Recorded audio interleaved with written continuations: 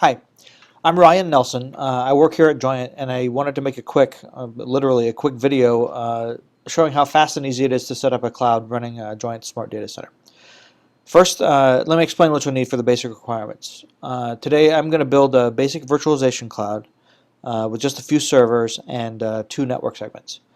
The software I'm going to use, though, Smart Data Center, can scale up to hundreds of servers and to really complex network configurations, so you can use as many VLANs or physical connections as your hardware will support.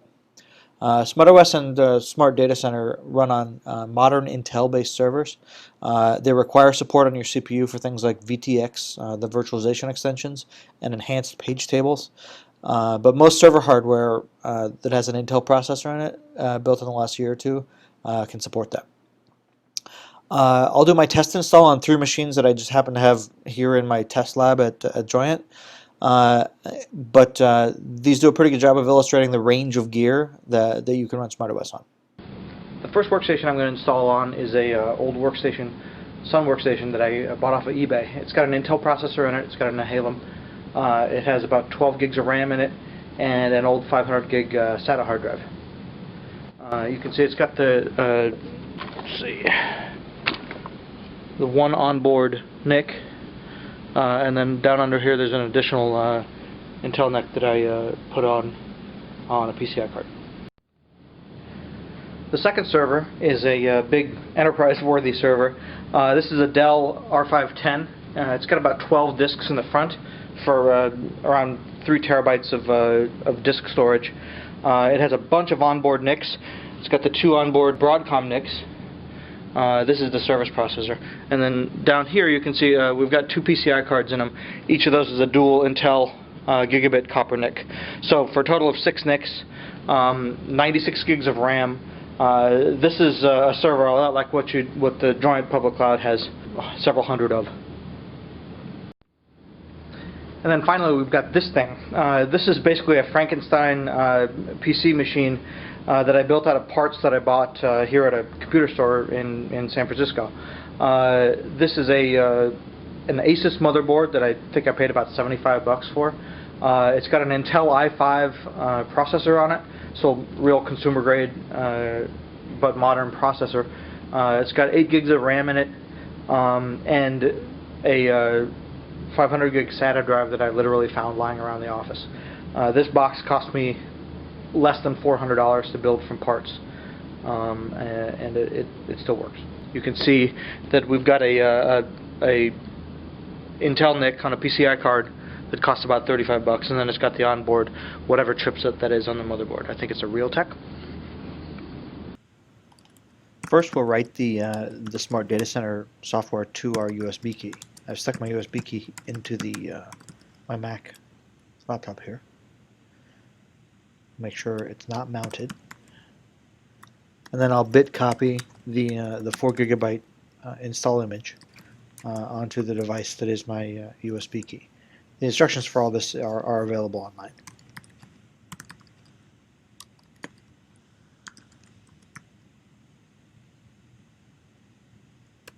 And I'll do it with a block size of 1 megabyte. And usually on my Mac, for a 4 gig file, this takes a little over 4 minutes, 4 to 6 minutes, depending on what the other I/O in my host is. So we'll let this cook for a while, and then we're done.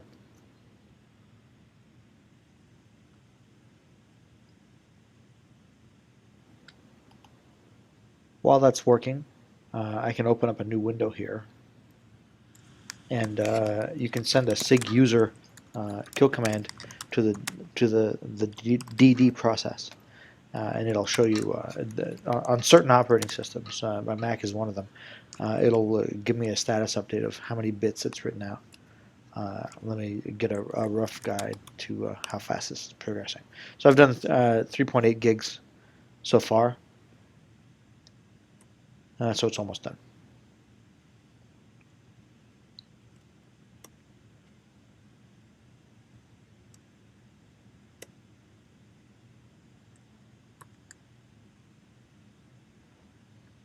And there it's done.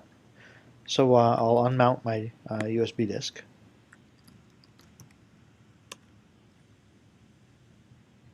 and then I'll pull it out and I'll stick it in my server. For an install of Smart Data Center, you'll need at least two separate physical network segments. You'll need the Cloud Admin Network for net booting your compute nodes and controlling your cloud and the virtualized infrastructure that you'll be creating. Since you'll be running DHCP network service here, that network is separate from all other networks and needs to be untagged, so don't use any fancy VLAN strategies. If you're using simple consumer-grade network switches, you're untagged. The IP address scheme that I'm going to use on this network is 10.66.66.0/24, so that's 256 IP addresses. Our second network segment that you'll need is someplace that you'll want to put the virtual servers that you'll be creating and connect them to.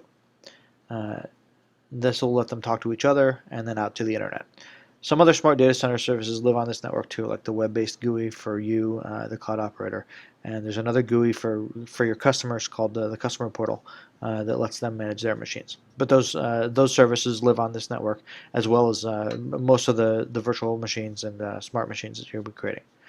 We'll call this network segment the external network, since that's where our VMs are going to talk to the world. Note, however, that I'll be using a different IP address range of private IP addresses. My router, though, it will NAT all these addresses out to the public internet, just like any number of computers in your house, or probably behind like a Linksys router. And you have one single public IP address from your cable or your phone company.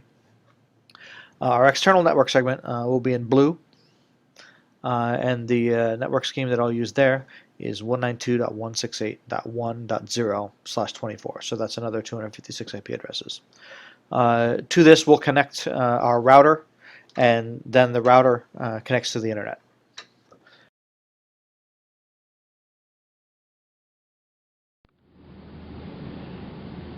To illustrate what I'm doing here, I'm going to use two physically separate cheap desktop switches labeled admin with red cables, and another one labeled external with blue cables. You could see I've got a cheap desktop router here, and I'm going to connect that to my external network, and then its WAN port is connected off to the wall, which represents the internet. The admin network is actually an island all to itself. It's not connected to any routers or anything else here. That's where DHCP runs, and there is actually no default router on that network. So in preparation for this, we'll set the BIOS settings on our two compute nodes, that is the Dell R510 and the Frankenstein box, to boot from their network interfaces in the BIOS, and I'll quickly illustrate how that's done.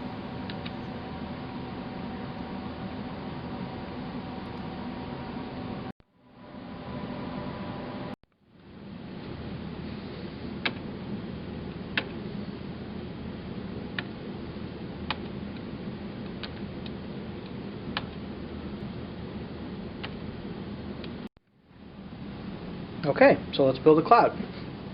First, take a red cable, plug it into my onboard NIC. I'll plug it into my admin network segment.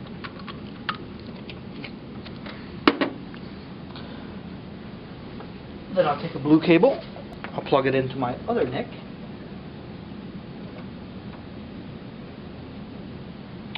And I'll plug that into my external network segment.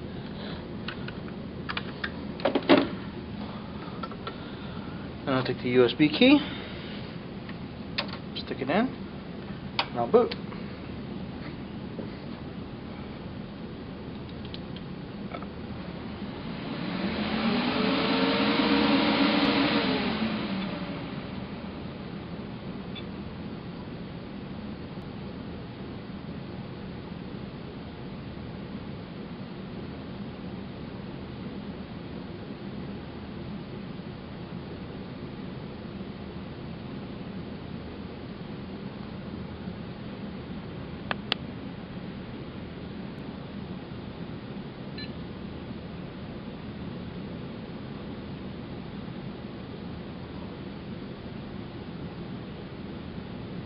Right. So here it's asking me the questions. You'll be able to change these if you make a typo during this thing. So hit enter, continue.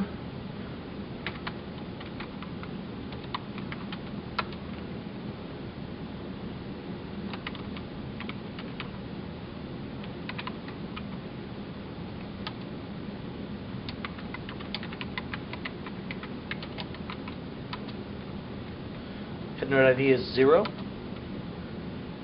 It's going to ask you about your networks. My admin interface is the Intel chip, which is the E1000G0. So my admin interface is 1. This is where you need to know your MAC addresses. Have those cataloged before you start the install process. My admin network IP address for the head node is going to be 10.66.66.7. My netmask is the default. My gateway, which I don't actually have a gateway on the admin network, but I'm going to set one just for completeness sake. By tradition, I'm going to use 254 on the class C that my network is using. I'll accept the defaults for the rest of these. My external interface is the other one here. It's the blue cable connected to the PCI card slot. It's a Realtek, specified by an RGE0 interface. Usually on normal, not thrown together server hardware, you'll have similar NIC interfaces. So I'll pick 2. The IP address range for my external network is 192.168.0. something. That's because I'm connected to my router, and so even though they're internal or private IP addresses, they have a route out to the internet. So this is where the virtual infrastructure that I am provisioned on my cloud will live. So for this one, I'll pick 7. That's the proper net mask. My gateway is that's this just desktop router that I've got sitting here.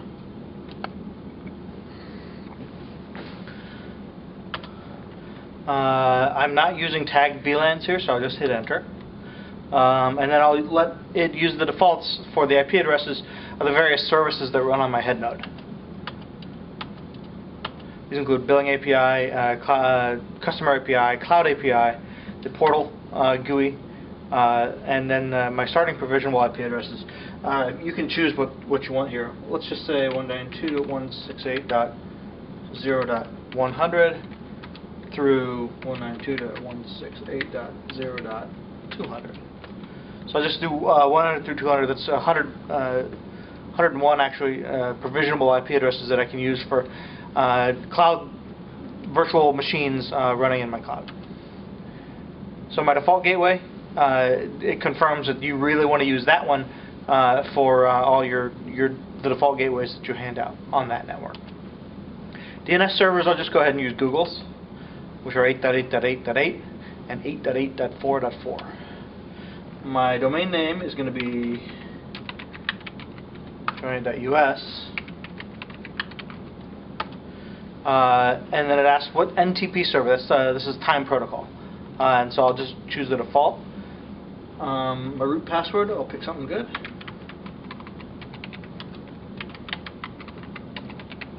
Then there's an admin password. This is what you use for the logins to the various services, the web GUIs and such like that.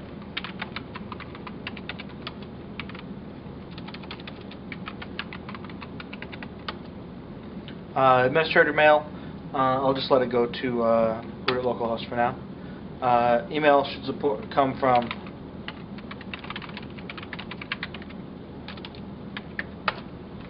and then it asked me, are you sure that you typed everything right? If I didn't, it would let me give me a chance to change the stuff. But I'll say yes for now. It's going to commit that. It says, do you want to edit this configuration file? Not right now. Let's plow through and get done building my cloud. After that, it's going to finish its configuration and reboot.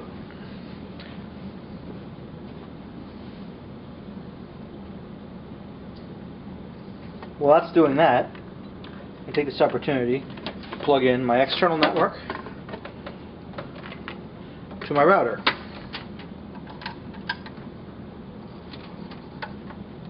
You can see that it just erased the disks and set up some Z pools. That's ZFS volume management for this head node.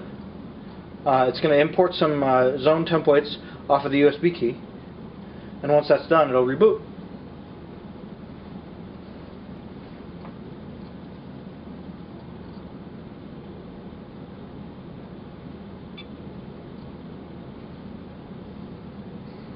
While the head node is rebooting, I'm going to plug in another red cable to my admin network and connect this over here to my laptop, which will be off camera, and get ready to start talking to my cloud GUIs.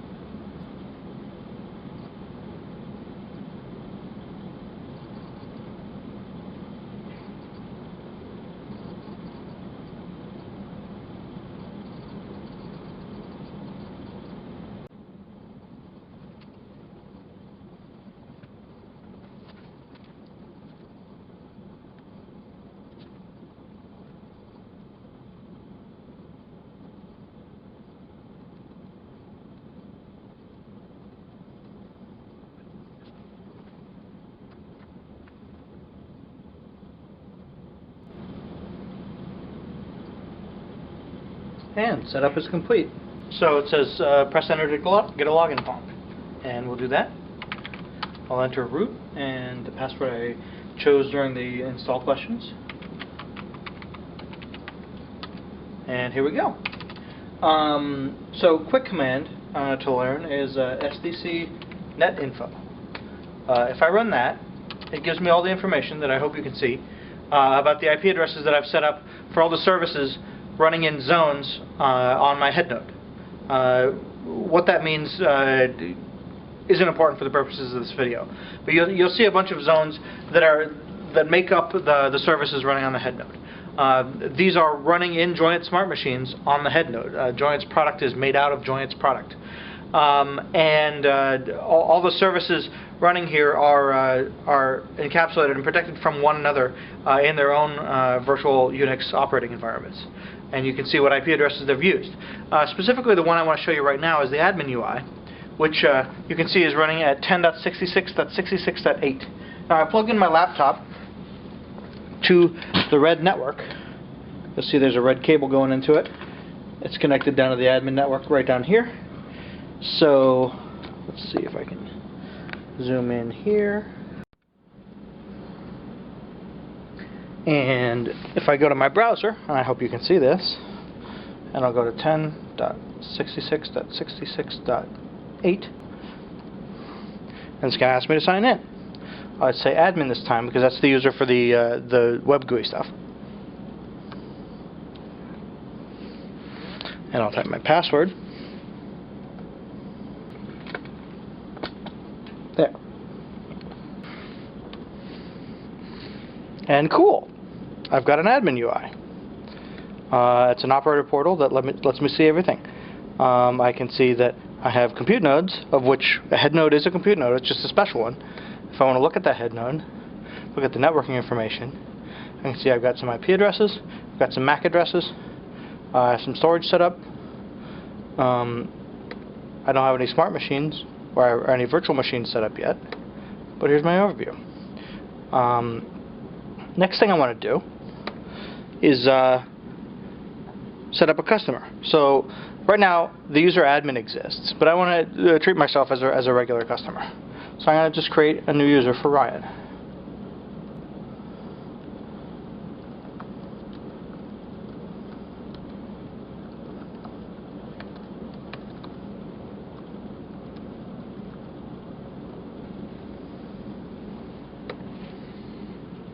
Cool. And the next thing I want to do is so that I can log into these SSH machines, or these Unix machines, is create an SSH key. So I already have one of those actually.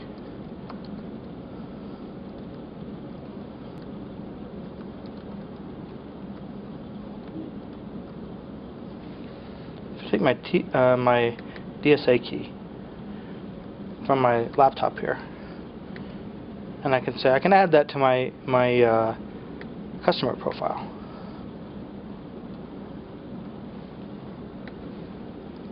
Let's paste it in. This lets us not ever email your password to a customer or anything. All logins are authenticated by SSH keys, which is a real progressive way to do it, and pretty safe. So now that I've done that, tell my browser that I don't want to cache those passwords. Go back to my data center, and see, I've got compute nodes. I've also got a new user named Brian. So go back here. So now that I've done that, let's spin up some new compute nodes. So next test. Let's do this guy. So my Dell R510. So I'll get an extra blue cable and an extra red cable, and we'll plug in red to our first onboard NIC, which is the admin network, and I'll connect that to our admin network segment. Likewise, I'll pick a port on my compute node, one of the Intel NICs, and I'll say that's going to be my external NIC. I'm going to plug that into my external network segment.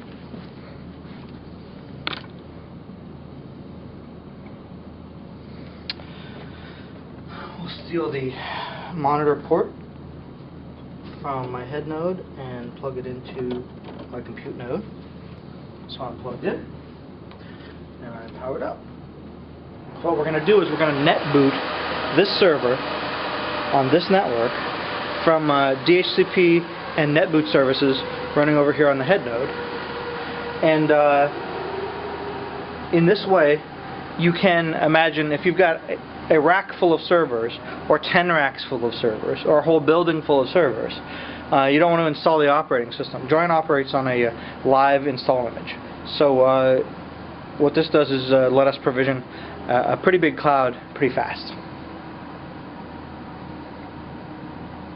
Note that although I said pretty fast, this is a Dell server, and its BIOS takes several minutes to power up. So I'm going to pause the recording while that happens. Okay, here we go.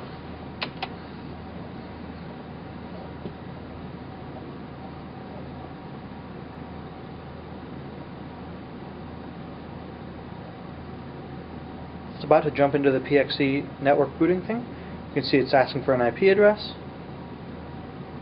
It got it. Now it's asking for a kernel, and it's booting. And here you'll see the familiar Giant Honey Badger.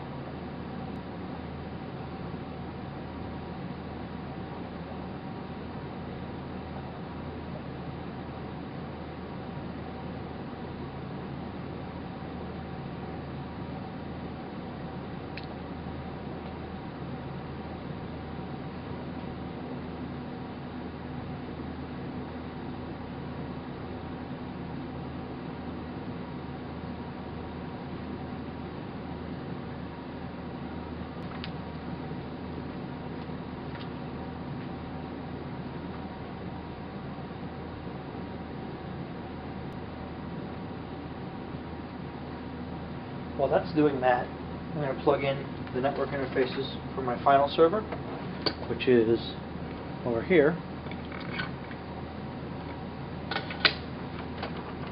My onboard NIC, red cable, plugged into our admin network,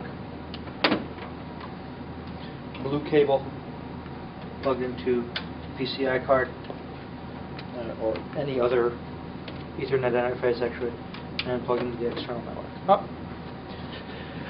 You can see while I was doing that, my boot finished. So something is booted onto some operating system is booted onto this Dell server that I have over here. Let's look at my laptop again. See what's changed. So if I hit reload on this thing, or actually just click on the compute nodes, you see I've got a new compute node, and it's listed as on setup. I don't know if you can see that the red there. So if I click on it and I look on networking, I can see that I've got about 6 network interfaces, and my admin network is chosen for me already because by virtue of discovery, it told us what it was when it net booted from it. I'm going to choose the NIC that I think that I've got here, which is my 0C network. I'm going to label that as my external one. Then I'm going to click on the setup button, and as I do that, I'll scroll back over here and show you the network screen. Now I'm about to click the setup button. Oh, sorry. When I clicked on setup, it gave me the option to confirm all this stuff, and actually to pick a host name. So I'm going to just call this CN1. And I'll click the setup button, and you can see over here that it springs into action and basically erases the disks. And so once that's done, it will reboot itself and come up as a member of my cloud. While I'm waiting for that to reboot itself, we'll go back to our second compute node, which we called the Frankenstein box. So it's connected. Onboard is on the red network. The PCI card is on the blue network. This one will be easier because I've only got 2 NICs that I need to figure out. Plug my monitor into this guy. Plug my keyboard into that guy. Although I didn't actually need the keyboard last time I made a compute node. But just in case it asked me to hit F1 or something like that, and I'll power up.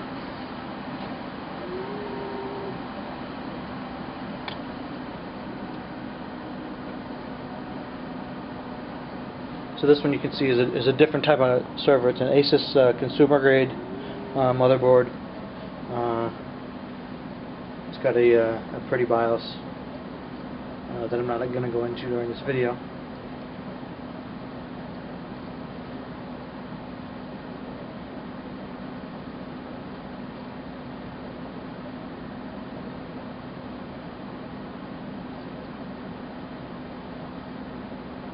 And same story. It's going to net boot. It's going to show me the Honey Badger, and then net boot.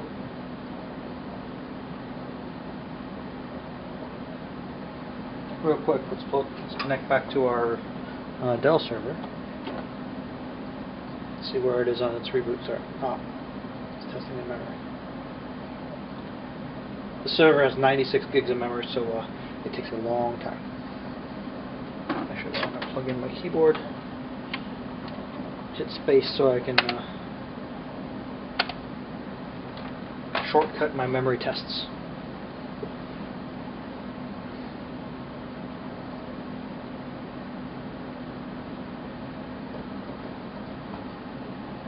And then switch back.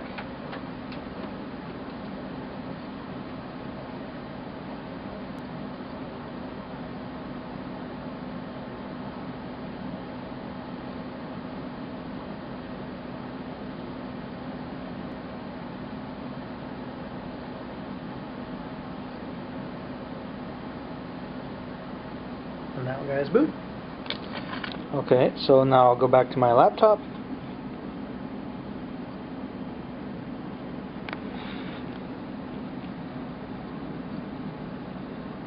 Focusing on the screen, I go back to my compute nodes. You'll see I've got one compute node that I've called CN1, and it's still in the setting up process.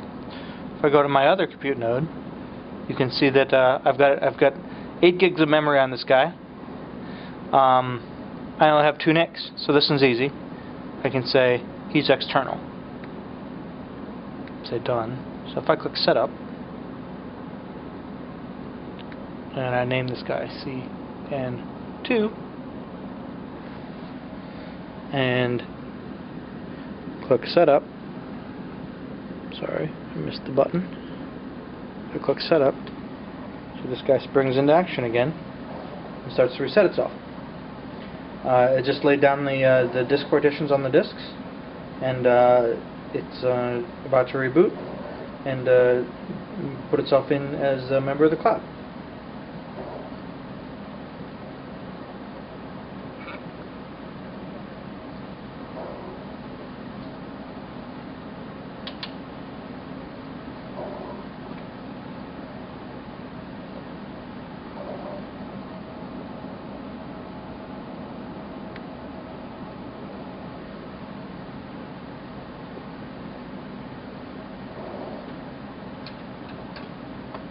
Switch back.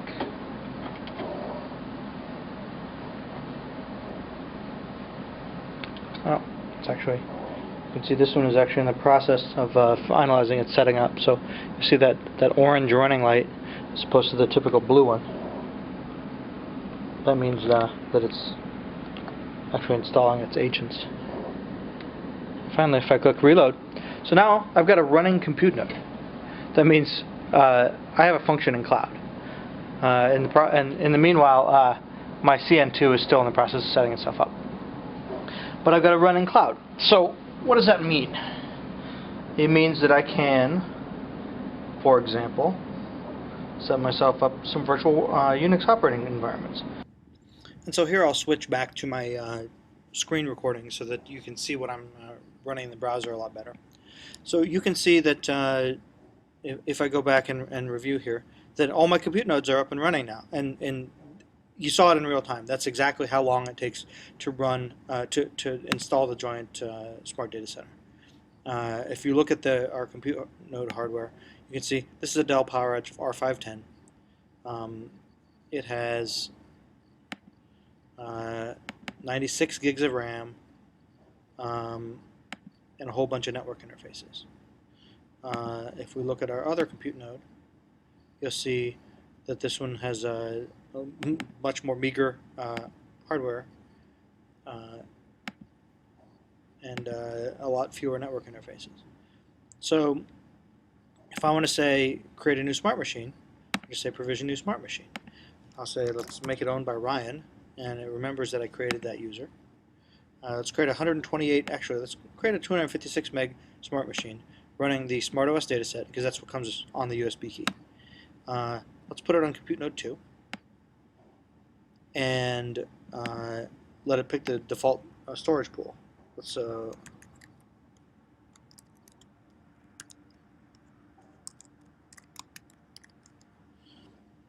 tell it which networks to put it on.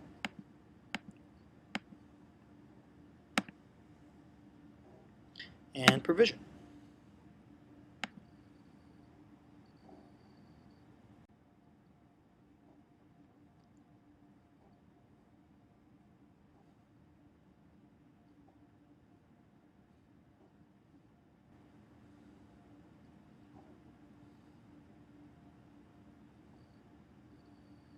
And just that easy, I provisioned a new smart machine. Actually, if I look at my smart machine, this is again given that IP address. Now I'll need to change my laptop. I'll plug in a blue cable and put my laptop on the external network.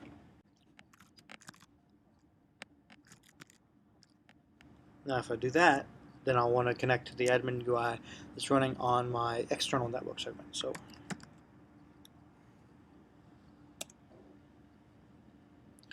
and say it's okay that the SSL certificate is different.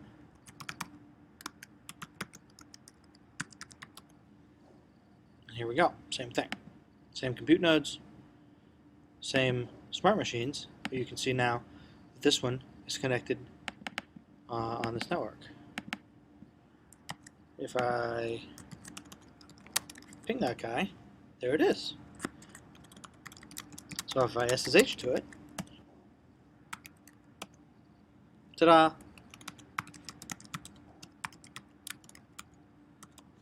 I'm now running in a Giant Smart Machine. I can do things, anything here now, like you would on a real Unix computer connected to the internet. including use joint package software. So first I'll update my repositories.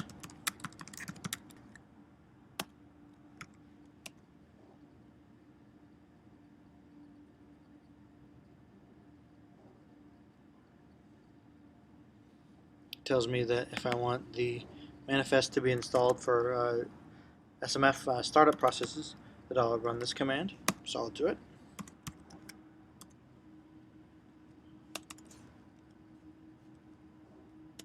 Now we'll see that Apache is running.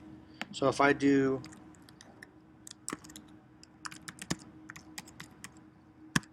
the IP address is 100, look at that.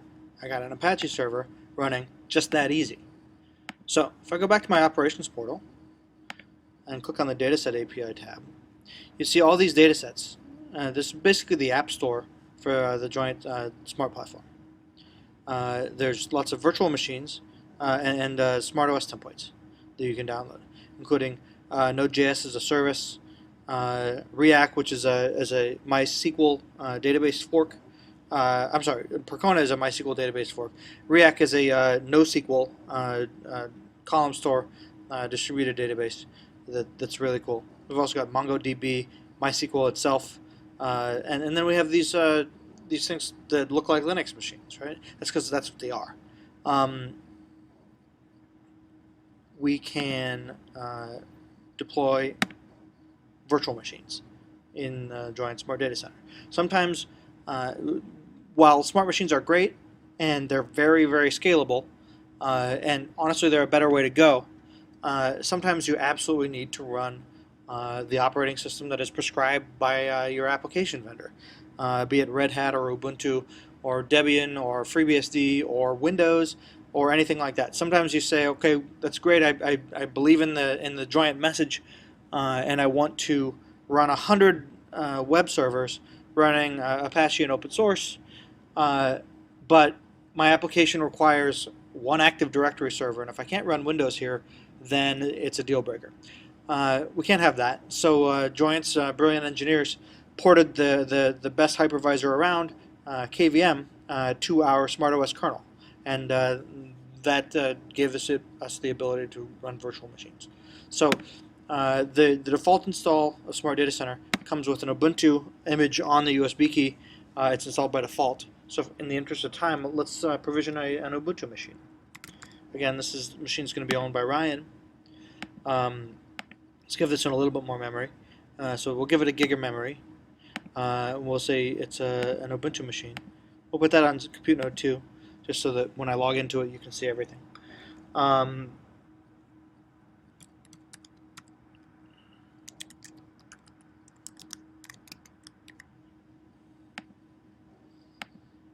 I'll put that one on the external network as well. Mark it as primary. And say provisioning. Now, virtual machines, the first one you provision on a compute node takes a little bit longer because you have to move that data set over the wire to the new machine. It's still pretty fast on a gigabit network, but the second and third and 50th and 100th provision of that data set to a given compute node happens nearly instantaneously due to the speed and efficiency of ZFS clones. So you can see that the Ubuntu data set is actually pretty small, and the provision is happening pretty fast.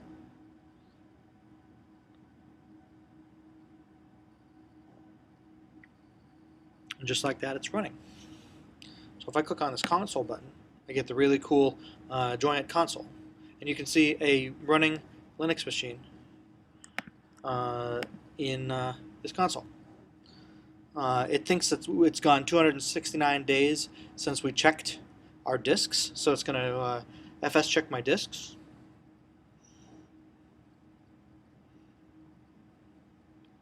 Upon first boot, it's going to format our secondary data disk, and this is just a video movie of the virtual console on this Linux machine.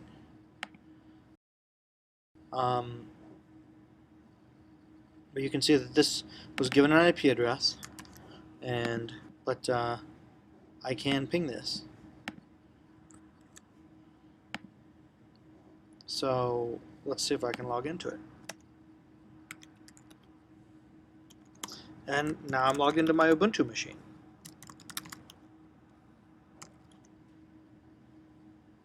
You can see I've got a gig of memory. I'm on a real Ubuntu machine.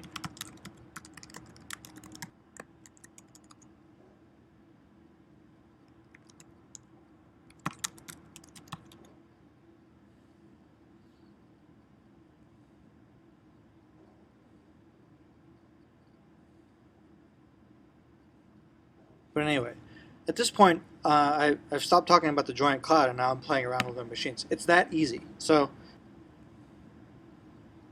let's do another one of those on the same computer.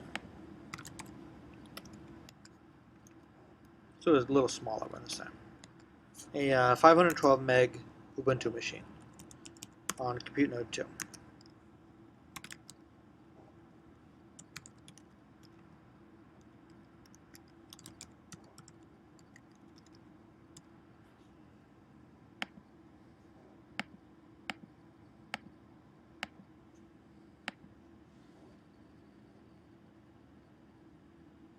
See, this time we didn't have to move the data set to the compute node, and so we provision, and we're done.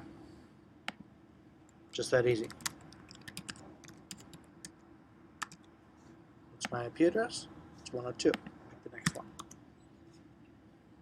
So, doesn't look like my Linux machine is quite up yet. Oh, and there it is. It's back. That's real fast.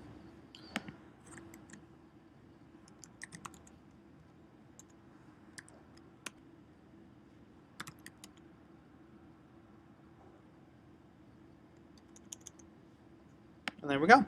So that's all you need to do to set up a cloud running in Joint Smart Data Center. If you have any questions, by all means, find us on IRC.